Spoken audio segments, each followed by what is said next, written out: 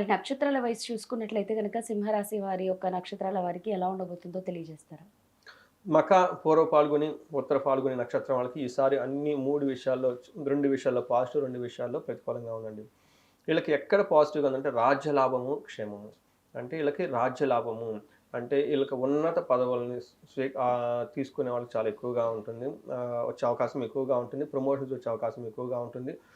ఒక రకంగా చెప్పంటే లీడర్‌షిప్ నాయకత్వ లక్షణాలు గనక చేసుకొని వీళ్ళకి ఎగ్జిక్యూట్ చేసి అందులో ఆపర్చునిటీ చాలా ఎక్కువగా ఉంటాయండి. లీడర్‌షిప్ రోల్స్ వచ్చే అవకాశం ఎక్కువగా ఉంటుంది. క్షేమంగా గూడా ఉంటారు. వీళ్ళకి ఛాలెంజ్ ఎక్కడంటేనండి ఫైనాన్షియల్ క్రైసిస్, హెల్త్ కాంప్లికేషన్స్ ఉండే అవకాశం ఎక్కువగా ఉంటుంది. సో, ఈ రెండిటి విషయాల్లో తప్ప మిగతా అన్ని విషయాల్లో బావుంది.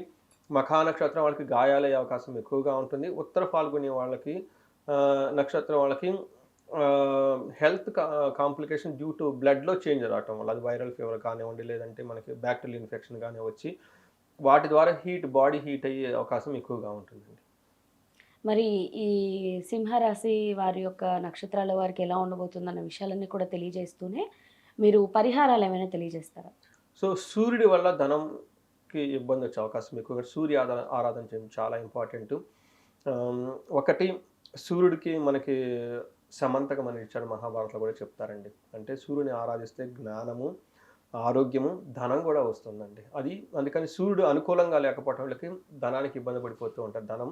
ఇక్కడ ఈ టైంలో వీళ్ళకి సూర్యుని అంత అనుకూలంగా లేరు కాబట్టండి వీళ్ళకి సంధ్యావందనం చేయటం, అగ్నిహోత్రం చేయటం, తర్వాత మనకి యోగా చేసేవాళ్ళు గనుకుంటే సూర్య నమస్కారాలు చేయటం.